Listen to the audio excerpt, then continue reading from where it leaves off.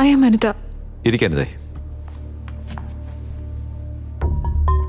രമ്യയോട് പൂജയെ പറ്റി ചോദിച്ചപ്പോ അവൾ ഇയാളുമായിട്ട് വലിയ ക്ലോസ് ആണെന്ന് പറഞ്ഞു. അതെ sir, right from college days. നീ നോക്കാനിതേ, പൂജയെ പെട്ടെന്ന് കണ്ടുപിടിക്കണമെങ്കിൽ ഞാൻ ചോദിക്കുന്ന ചോദ്യങ്ങൾക്കെല്ലാം ഫ്രാങ്ക് ആയിട്ട് മറുപടി പറയണം. Okay sir. ഇയാൾ അവളെ അവസാനമായിട്ട് മീറ്റ് ചെയ്തപ്പോഴാ? ഇന്നലെ രാത്രി ഡ്രോപ്പ് ചെയ്തിട്ട് പോയപ്പോഴാണ് സർ. അതിനുശേഷം പൂജ തന്നെ വിളിച്ചിരുന്നോ? ഇല്ല സർ, ഇന്ന് ഓഫീസിലേക്ക് പോകുന്നതിന് മുമ്പ് 2-3 പ്രാവശ്യം ഞാൻ ട്രൈ ചെയ്തിരുന്നു. പക്ഷേ ഫോൺ സ്വിച്ച് ഓഫ് ആയിരുന്നു. അതുകൊണ്ട് ക്യാബിലാണ് വന്നത്. ഇന്നലെ രാത്രി പാർട്ടിയിൽ അവൾ ആരുമായിട്ടാണ് വഴക്കുണ്ടാക്കിയത്? ആരാന്ന് എനിക്ക് ശരിക്കും അറിയില്ല സർ. പക്ഷേ കിഷോറിന്റെ ഫ്രണ്ടാണെന്ന് തോന്നുന്നത്. കാറിൽ പോകുന്ന നേരത്ത് ആള് അപ്സെറ്റ് ആയിരുന്നു. എന്താ പ്രശ്നം, എന്തിനാ വഴക്കുണ്ടാക്കിയെന്ന് ഞാൻ ചോദിച്ചിരുന്നു. സംസാരിച്ചു കഴിയുമ്പോൾ കൂളാവുന്ന ഞാൻ വിചാരിച്ചിരുന്നത്. അതിനെക്കുറിച്ച് ചോദിക്കണ്ടെന്ന് പറഞ്ഞിട്ട് മ്യൂസിക്കിന്റെ വോളിയം കൂട്ടി. അപ്പോഴാണ് റിയർ വ്യൂ മിററിൽ ഞാൻ കണ്ടത് ഞങ്ങളെ ഒരുത്തൻ ഫോളോ ചെയ്ത് പിറകെ വരുന്നത്. നിങ്ങളുടെ വണ്ടിയെ ഒരാൾ ഫോളോ ചെയ്തെന്നോ? അതെ സർ. ആരാന്നറിയാമോ? ശരിക്കും മനസ്സിലായില്ല. പക്ഷേ ആ പാർട്ടിയിൽ പ്രശ്നം ഉണ്ടാക്കിയതിനെ പോലെ ഉണ്ടായിരുന്നു.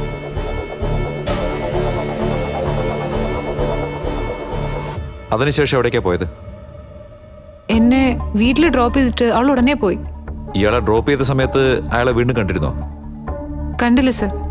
നിങ്ങളുടെ അഡ്രസ് ഒന്ന് പറഞ്ഞേ. 67 2nd സ്ട്രീറ്റ്, തിരുവാൻമിയൂർ.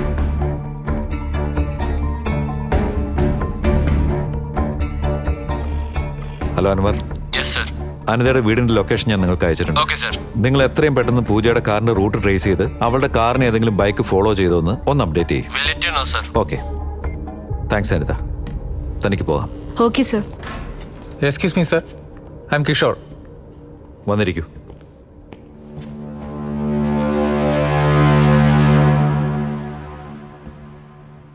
ഇന്നലെ രാത്രിത്തെ പാർട്ടിയിൽ പൂജയോട് വഴക്കുണ്ടാക്കിയതാരാ? എൻ്റെ ഫ്രണ്ട് രവിയാണ് സർ. എന്താ സർ ചോദിച്ചേ? Pooja is missing. രവി പൂജയെ ത്രട്ടൺ ചെയ്തു എന്നാണ് രമ്യ അനിതയൊക്കെ പറഞ്ഞത്. രവി അങ്ങനെയുള്ള ആളല്ല സർ. എന്തെങ്കിലും ദേഷ്യത്തിന്റെ പുറത്ത് പറഞ്ഞെന്ന് പറഞ്ഞ് അവനാണ് ചെയ്തതെന്ന് എങ്ങനെ ഡിസൈഡ് ചെയ്യും സാർ? രവി ഇന്നലെ പൂജയെ ഫോളോ ചെയ്തിരുന്നു. സാർ, ഇതൊക്കെ വളരെ ചെറിയ കാര്യമല്ലേ സാർ? പാർട്ടി നടന്ന സ്ഥലത്തുനിന്ന് പോകണമെങ്കിൽ എല്ലാവർക്കും ആ ഒരു റോഡ് മാത്രമേ ഉള്ളൂ.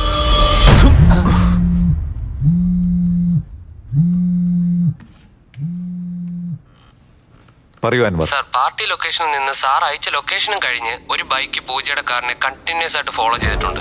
രജിസ്ട്രേഷൻ നമ്പർ വെച്ച് ഓണറോട് ഞാൻ സംസാരിച്ചിരുന്നു. അയാൾ 2 വർഷം മുമ്പേ ഈ ബൈക്ക് വിറ്റെന്നാ പറയുന്നത്.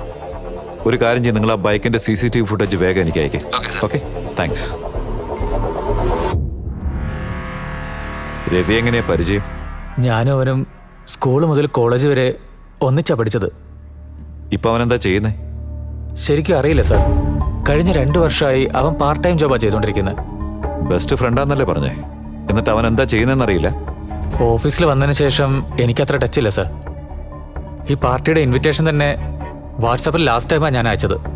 ഇന്നലെ രാത്രി പാർട്ടിയിൽ പൂജയും രവിയും തമ്മിൽ എന്തായിരുന്നു പ്രശ്നം? എന്താ നടന്നതെന്ന് എനിക്കറിയില്ല സാർ.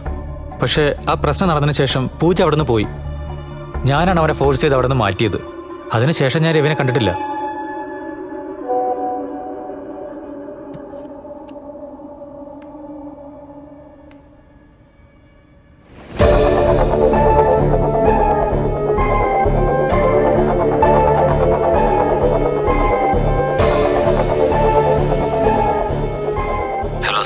ഹലോ അൻവർ, ആ ബൈക്കിന്റെ ബാക്ക് സൈഡിൽ ഒരു സ്റ്റിക്കർ ഉണ്ട്. അതൊന്ന് സൂം ചെയ്ത് നോക്ക്. Okay sir. അവൻ ആ വണ്ടി എവിടെ സർവീസിന് കൊടുത്ത പോലെ ഉണ്ട്. ഓക്കെ, അതെവിടെയാണെന്ന് ചെക്ക് ചെയ്ത് നോക്ക്. Sure sir. ഓക്കെ, രവി ഒന്ന് വിളിക്ക്. Yes sir.